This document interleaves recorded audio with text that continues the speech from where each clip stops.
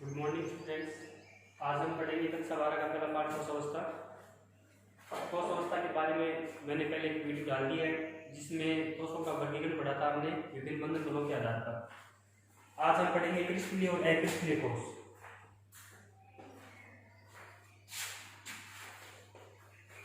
क्रिस्टलीय व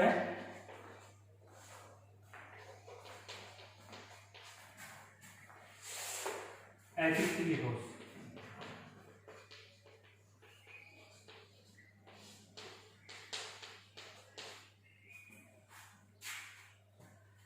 क्रिस्टलीय ठोस किसे कहते हैं, अक्रिस्टलीय ठोस किसे कहते हैं, जल्दी देखिए आप। क्रिस्टलीय ठोस ऐसे ठोस पदार्थ जिनकी त्रिविम में एक निश्चित ज्यामितीय व्यवस्था होती है उन्हें हम क्रिस्टलीय ठोस कहते हैं। क्रिस्टलीय ठोसों में अवयवीकरण होते हैं, वो एक निश्चित क्रम में व्यवस्थित रहते हैं और निश्चित क्रम में व्यवस्थित होने के कारण इनकी एक निश्चित ज्यामितीय व्यवस्था होती है। तो ऐसे ठोस जिसमें अवयवीकरण एक निश्चित क्रम में व्यवस्थित होते हैं तथा जिनकी त्रिविम में एक निश्चित ज्यामितीय व्यवस्था होती है उसे हम क्रिस्टलीय ठोस कहते हैं।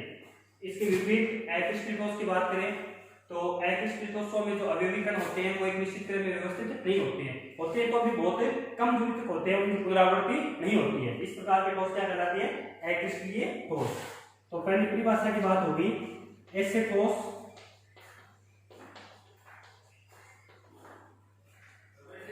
जिनमें अवयवीकरण एक निश्चित ज्यामितीय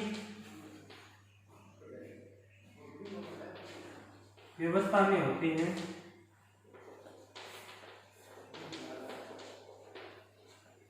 क्रिस्टलीय ठोस कहलाते हैं। इनकी एक निश्चित ज्यामिति होती है, जबकि अक्रिस्टलीय ठोस होते हैं उनमें अवयवीकरण होते हैं वो एक निश्चित ज्यामिति में एक निश्चित व्यवस्था में नहीं होते, अतः इनकी ज्यामिति निश्चित नहीं होती।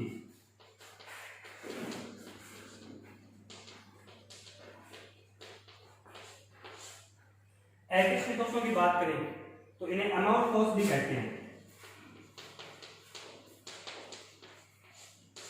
अमोर्फोस अक्रिस्टलीय ठोस क्या कहलाते हैं, अमोर्फोस। ये ग्रीक भाषा का वर्ड है जिसका अर्थ होता है आकृति नहीं होना।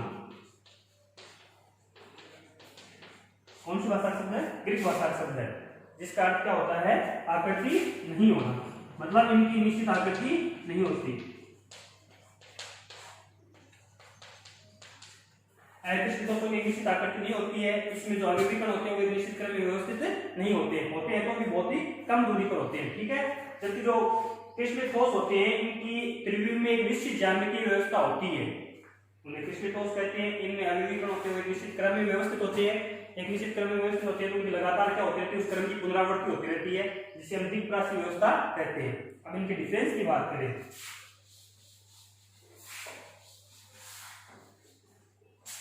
क्रिस्टलीय ठोस और अक्रिस्टलीय ठोस के डिफरेंस की बात करें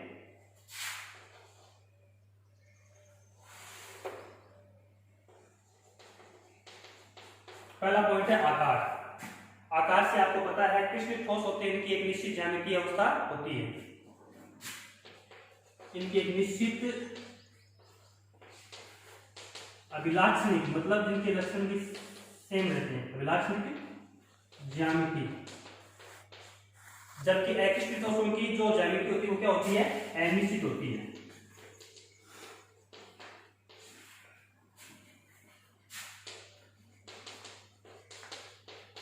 बात करें अवयवीकरणों की व्यवस्था की,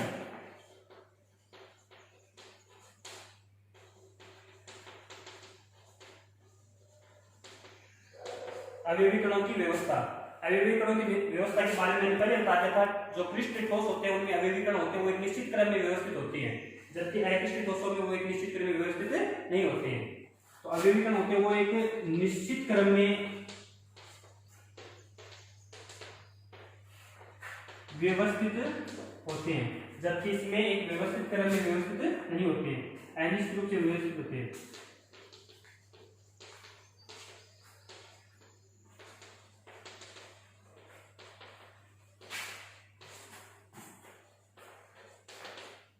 निश्चित रूप में व्यवस्थित नहीं होते हैं।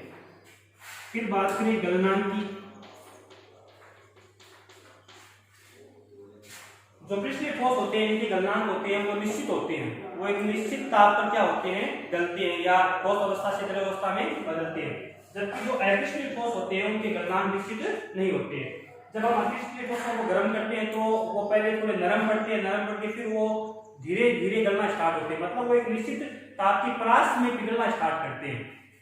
और कई बार जो ठोस अपृष्ठीय ठोस होते हैं वो पिघलकर पृष्ठीय ठोसों का निर्माण भी कर देते हैं। फॉर एग्जाम्पल आपने देखा होगा कि जो हमारी खिड़कियों में कांच लगे हुए रहते हैं, बहुत टाइम तक जब वो कांच रहते हैं तो उसके बाद में देखते तो हम देखने क्या पाते हैं, ऊपर से कांच हल्का पतला होता है, जैसे जैसे नीचे जाती है वैसे वैसे कांच क्या हो जाता है, चौड़ा हो जाता है। उसका रीजन क्या रहता है कि ताप के साथ साथ जो कांच होता है वो गति करता है, वो ठोस अवस्था से द्रव अवस्था में आता है, जिसके कारण जो ऊपर का कांच है वो हल्का हल्का कांच जमा हो जाता है, नीचे जमा हो जाता है। तो गलनांक की बात करें, इनके गलनांक निश्चित होते हैं।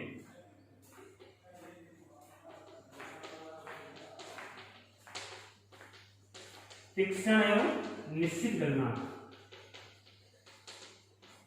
जबकि इनके जो गलनांक होते हैं वो अनिश्चित होते हैं।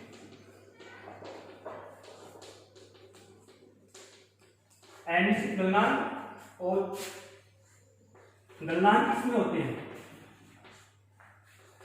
एक परास में होते हैं, जिससे पहले अपृष्ठीय ठोस होते हैं वो हल्का हल्का नरम पड़ते हैं, नरम पड़ने के बाद में जाकर उनका क्या होता है, पूरा का पूरा ठोस भाग है वो द्रव में बदलता है, पूरा का पूरा ठोस है वो द्रव में नहीं बदलता है। पृष्ठीय ठोसों में पूरा का पूरा द्रव किस में बदल जाता है, ठोस है वो किस में बदल जाता है, द्रव में बदल जाता है। इसमें पहले हल्का हल्का नरम पड़ेंगे, जिससे कई प्रकार के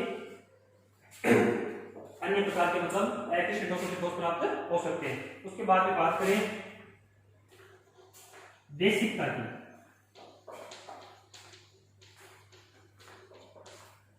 क्रिस्टलीय ठोसों में विषम देशिकता पाई जाती है।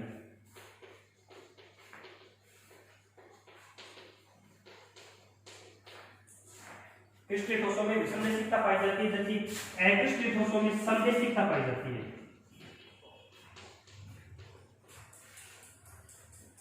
देशिकता, विषम देशिकता और समदेशिकता, इसके बारे में मैं थोड़ा इसको बता दूं। विषम देशिकता और समदेशिकता की परिभाषा उसके बाद में बताता हूं। इसके बाद में बात करें प्रकृति की।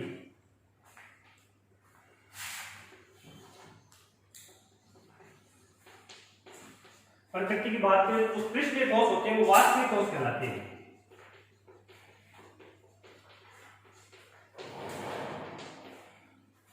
जो क्रिस्टलीय ठोस होते हैं वो वाष्पीय ठोस कहलाते हैं, जबकि अक्रिस्टलीय ठोस है वो आभासी ठोस कहलाते हैं,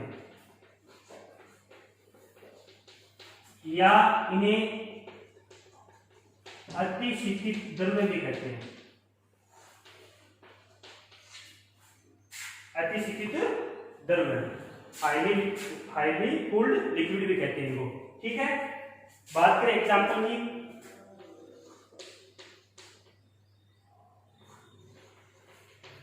तो क्रिस्टलीय ठोसों के एग्जांपल है NaCl, Na2SO4, ZnS, और जो धातुओं के लवण होते हैं वो क्रिस्टलीय ठोसों के एग्जांपल होते हैं, जबकि अक्रिस्टलीय ठोसों के रबर, कांच, प्लास्टिक ये अक्रिस्टलीय ठोसों के उदाहरण है। इसके उदाहरण है NaCl, Na2SO4 और धातुओं के लवण ZnS, जबकि इसके एग्जांपल है कांच, रबर, प्लास्टिक। तो क्रिस्टलीय ठोस और अक्रिस्टलीय ठोस की बात करें तो क्रिस्टलीय ठोस किसे कहते हैं, ऐसे ठोस जिनकी द्रव्य में एक निश्चित ज्यामितीय व्यवस्था होती है वो क्रिस्टलीय ठोस कहलाते हैं, और ऐसे ठोस जिनकी द्रव्य में एक निश्चित ज्यामितीय व्यवस्था नहीं होती उन्हें अक्रिस्टलीय ठोस कहते हैं। ठीक है, इनमें अभिविकरणों का एक निश्चित क्रम होता है, निश्चित क्रम होने के कारण इनकी निश्चित ज्यामितीय व्यवस्था होती है, जबकि अक्रिस्टलीय ठोसों में एक निश्चित क्रम नहीं होता है। बात करें इनकी व्यवस्था की, तो इनकी जो व्यवस्था होती है अभिविकरणों की, इस व्यवस्था को कहते हैं दीर्घ राशि, और जो अक्रिस्टलीय ठोसों की जो व्यवस्था होती है उसको कहते हैं लघु राशि।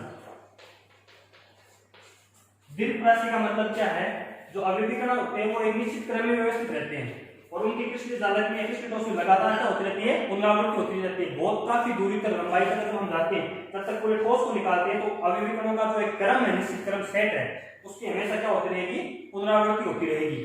जबकि अक्रिस्टलीय ठोसों में अगर कुछ अवयवीकरणों का निश्चित क्रम सेट भी हो गया तो वो उस दूरी तक चलेगा, उसके बाद में वो लंबी दूरी तक नहीं चलता है। इस प्रकार की व्यवस्था क्या कहलाती है? लघुकरासी कहलाती है। फॉर एग्जाम्पल गलनांक की बात कर ली, कृष्ण ठोसों की गलनांक निश्चित होती है जबकि इसकी अनिश्चित होती है।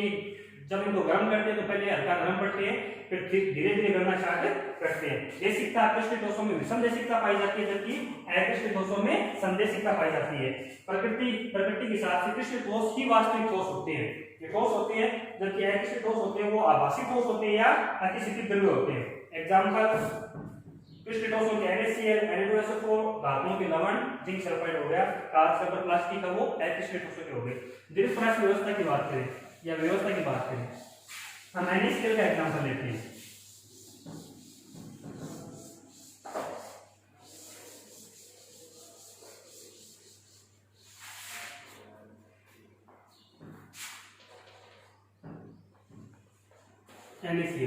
NaCl के क्रिस्टलीय ठोस में Na plus Cl minus, Na plus Cl minus, Na plus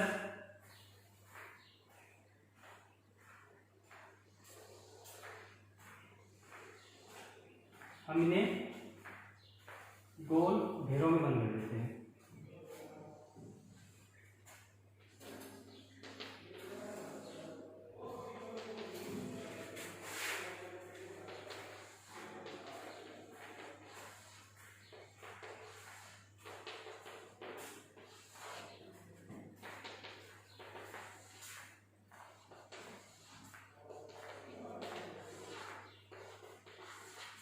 ये NaCl का एक क्रिस्टल जालक है जिसमें हम देखते हैं कि जो Na+ है वो चारों ओर किससे घिरा हुआ है? Cl- से घिरा हुआ है। इधर ये Cl- है वो चारों ओर किससे घिरा हुआ है? Na+ से घिरा हुआ है। अब इस क्रिस्टल जालक को जब आप आगे बढ़ाएंगे तो ये संरचना ऐसी कैसी चलती रहती है। Cl- के चारों ओर है वो Na+ के चारों ओर वो Cl- रहेंगे और Na+ के चारों ओर Cl- रहेंगे। कहीं पे भी देख लो आप, Cl- के चारों ओर Na+ है, इस Na+ के चारों ओर Cl- है, इस Na+ के चारों ओर देखो तो ये जो व्यवस्था है इसकी, वो व्यवस्था जो अवयवीकरणों की व्यवस्था है वो क्या रहती है? निश्चित क्रम में रहती है और उसकी लगातार क्या होती रहती है? पुनरावृत्ति होती रहती है। ये जितना भी बड़ा क्रिस्टलीय ठोस हो गया जालक होगा उसकी लगातार पुनरावृत्ति होती रहेगी, ये काफी दूरी तक होती है। ऐसी व्यवस्था क्या कहलाती है? द्विपरासी व्यवस्था कहलाती है। ठीक है, उसके बाद में बात करें हम देशिकता की। देशिकता के बारे में बताया था, जो क्रिस्टलीय ठोस होते हैं वो विषमदेशिक प्रकृति के होते हैं। विषमदेशिकता होती क्या है?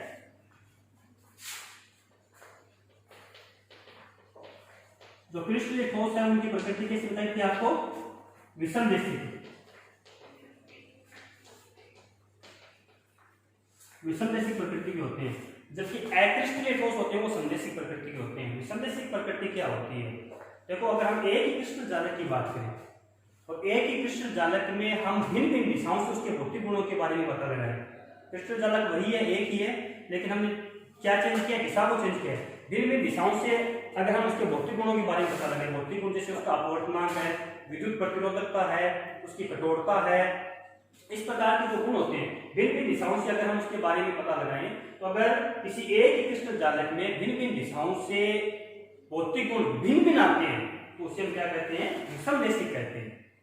और ये गुण किसमें पाया जाता है? क्रिस्टलीय ठोसों में पाया जाता है। क्रिस्टलीय ठोस होते हैं वो विषमदेशिक होते हैं, अर्थात क्रिस्टलीय ठोसों में भिन्न भिन्न दिशाओं से इनके भौतिक गुणों के बारे में पता लगाएंगे तो भौतिक गुण बार बार क्या आएंगे? भिन्न भिन्न आएंगे। जैसे एग्जाम्पल के तौर पर मैं समझाता हूँ। क्रिस्टलीय ठोसों में एक निश्चित अवयवीकरणों की व्यवस्था होती है। आप बात करें Na+ Cl- की, Na+ Cl-, Na+ Cl-, इस क्रम में ये व्यवस्थित रहेंगे।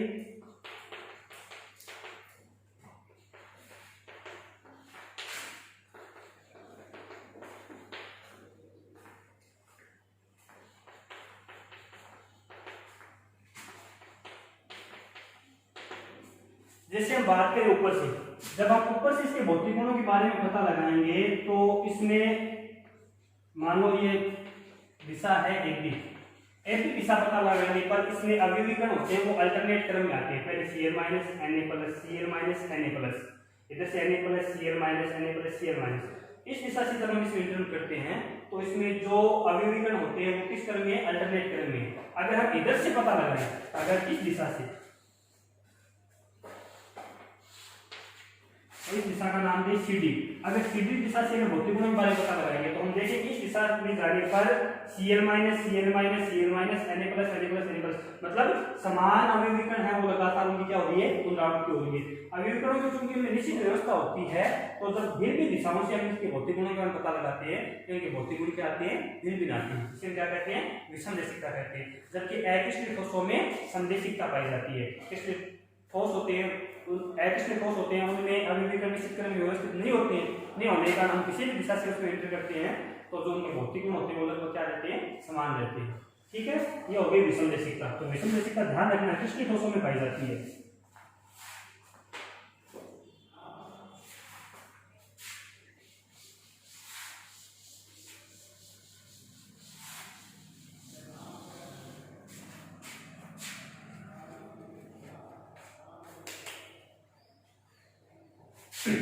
आगे है क्रिस्टल जालक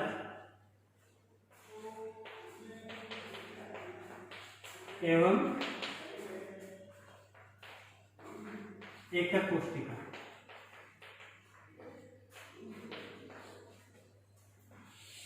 क्रिस्टल जालक एवं एकक कोशिका। क्रिस्टल जालक क्या है, हम कृष्ण ठोस के बारे में पढ़ रहे हैं।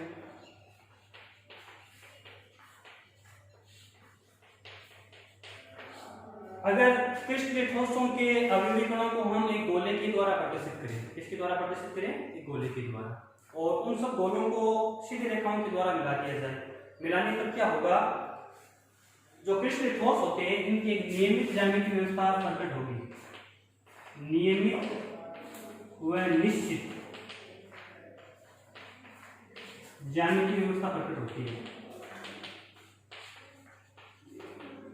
इसमें प्रकट होती है त्रिविम में। त्रिविम की बात करते हैं, अंतर की बात करेंगे तो हम तीन ऑप्शन की बात करेंगे।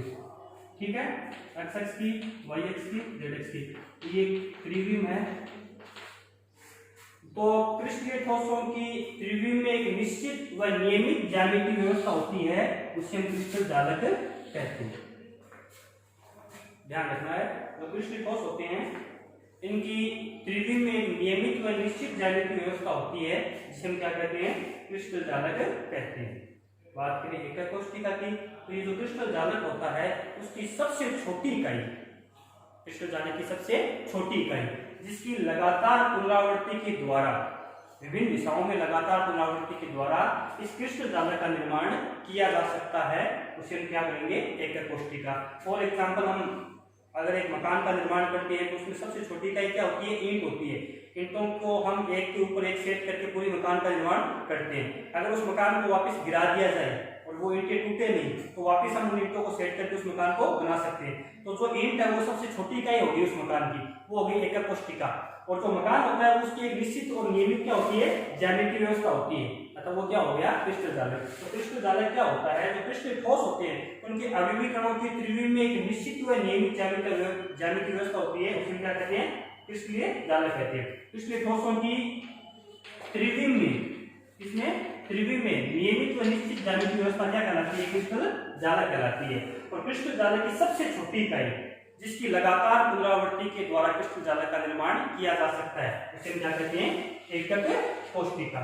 एकक कोशिका की विभिन्न दिशाओं में लगातार पुनरावृत्ति कराते हैं तो किसका निर्माण होता है, क्रिस्टल जालक का निर्माण।